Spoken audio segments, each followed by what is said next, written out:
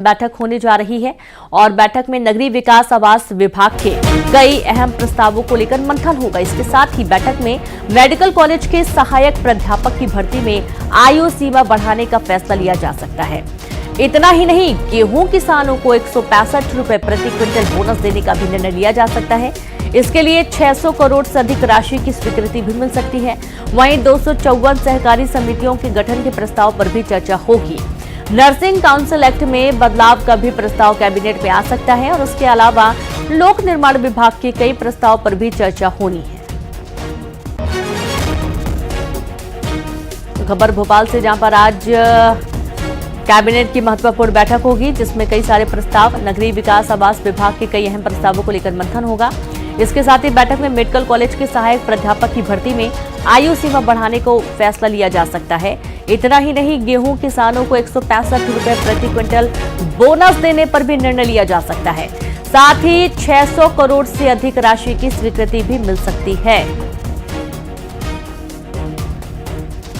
और संवाददाता शैलेंद्र भदौरिया जुड़ गए। शैलेंद्र, संभावित क्या वो मुद्दे जिनको लेकर मंथन होने के आसार हैं?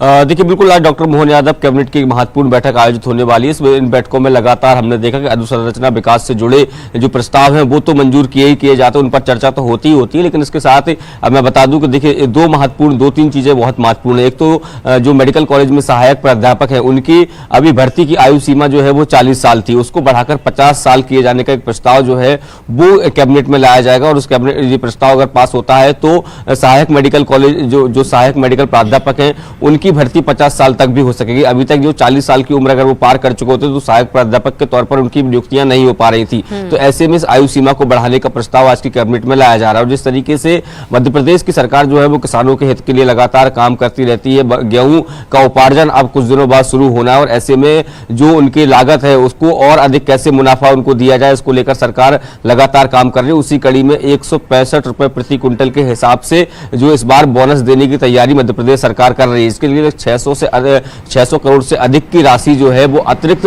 मध्य प्रदेश सरकार को गेहूं उपार्जन के लिए देनी होगी। तो ये प्रस्ताव जो है वो आज की कैबिनेट में लाया जाएगा और उस प्रस्ताव को मंजूरी मिलेगी। इसके साथ ही देखिए, पिछले दिनों जिस तरीके से देखा कि नर्सिंग कॉलेजों में जो गड़बड़ियां हुई, चाहे वह मान्यता को लेकर हो, एडमिशन को लेकर हो, फैकल्टी को लेकर हो, बिल्डिंग्स को लेकर हो, तो ऐसे में अब बहुत आवश्यक हो गया है कि नर्सिंग एक्ट में महत्वपूर्ण बदलाव किए जाएं। तो आज की इस कैबिनेट की बैठक में नर्सिंग एक्ट में बदलाव को लेकर भी जो प्रस्ताव है वो रखा जाएगा और उस पर देखना होगा कि उसमें किस किस तरीके के बदलाव जो है वो उस नर्सिंग एक्ट में किए जाने हैं। इसके साथ ही जिस तरीके से जिस बात का मैंने जिक्र किया, अधोसंरचना विकास को लेकर सरकार का बहुत फोकस है। तो ऐसे में नगरीय विकास को लेकर बात हो या फिर पीडब्ल्यूडी की तरफ से चाहे सड़कों के निर्माण की बात हो, पुल पुलिया निर्माण की बात हो, चूंकि अभी बारिश का सीजन निकला है तो ऐसे में कई जगह पुल क्षतिग्रस्त हुए, सड़कें भी क्षतिग्रस्त हुई। तो उसके लिए कई अहम प्रस्ताव जो है वो आज की कैबिनेट में लाए जाएंगे ताकि मध्य प्रदेश की सड़कों को और अधिक बेहतर बनाया जा सके। तो महत्वपूर्ण तौर पर अगर मैं कहूं तो किसानों को लेकर है, नर्सिंग एक्ट को लेकर है और इसके साथ ही सहायक प्राध्यापक जो मेडिकल कॉलेज के उनकी आयु सीमा को बढ़ाने को लेकर है। उसके बाद